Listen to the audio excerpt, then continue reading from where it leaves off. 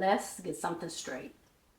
Being unbothered, it's not passive, it's not careless, and it is definitely not weakness.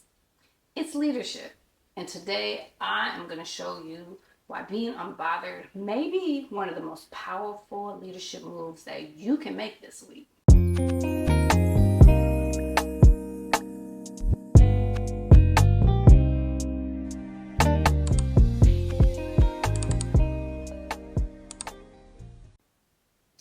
You have probably been told that a good leader is someone who stays on top of everything, who anticipates every problem, controls every outcome, and steers every conversation. But here's the truth. That belief will wear you down. It will burn your team out and will leave you exhausted. According to Gallup's research, 70% of employee engagement is tied directly to leadership. Yeah, 70% of how your team performs is tied to your leadership. And you know what is disengaging teams the fastest?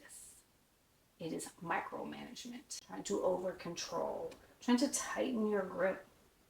And really, when we do these over control tactics, it erodes trust and innovation. It actually suffocates them. Ask me how I know. I've lived it. I once built a spreadsheet that was so detailed it had its own zip code. And guess what? Morale tanked.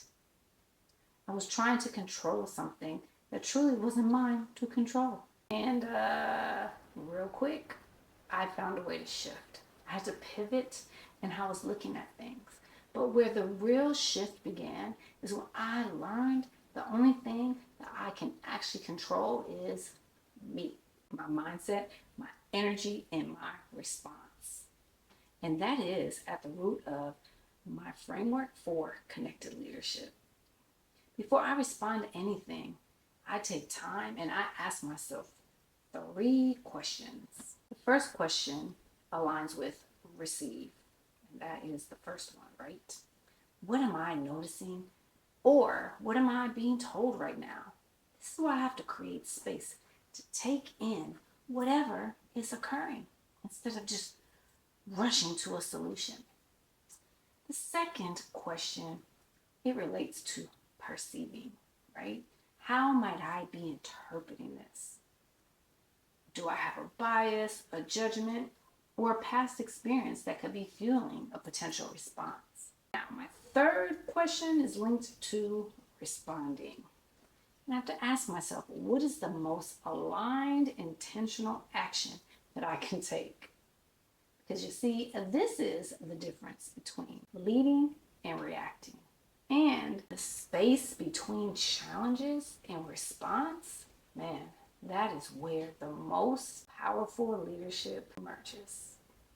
And sometimes it's important to note that the most powerful response is no response. And that's really hard, especially when we're used to solving and fixing and always having something to say. But no response, that holds power. This is where I think it gets good. Because after I move through receiving, perceiving, and responding, I use what I call the whatever technique. Yeah, I know it sounds a little funny, but I like it. So in this moment, this is where I ask, is this in my control? If not, whatever. And see, this is not out of apathy. It's really out of clarity. Because the whatever is not dismissive. It is discerning. It means I see it, I acknowledge it, but you know what? It doesn't get to drain me today. Somebody else's attitude, a meeting that could have been an email, a comment that is rooted in someone else's insecurity.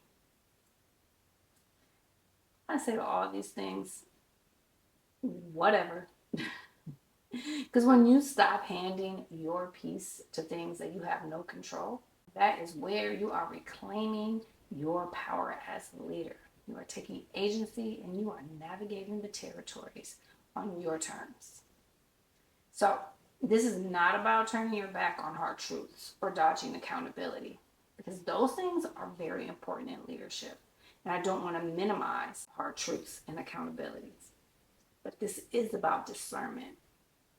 A deficit mindset, it would say, I have to fix everything or I'm failing. A connected mindset says, I know what's mine to carry and what's not. And what's not, listen up. Again, that's what we get to say. Whatever. So leadership doesn't mean absorbing everyone's chaos. Sometimes your greatest strength is holding space without holding baggage. Yes, your greatest strength could be holding space without holding baggage. So, here is your solution for the week. Be intentionally unbothered. And every time something tries to knock you off of your leadership game, take a pause and ask yourself, did I receive this with presence? Did I receive it with clarity, not ego? Can I respond with purpose? Or do I say whatever and move on? That's not indifference. That is discipline. And that is connected leadership. If this resonated for you, do me a favor and hit like, share it with a leader who needs it, and drop a comment. I'd love to know what is one thing that you're saying whatever to this week. And don't forget, leadership is not about control. It is about connection. Connection with your people. But first, connection with yourself. I'm Dr. Cara. I kick it real, I kick it wise, and I kick it in sneakers. So, I'll see you next Mindful Monday.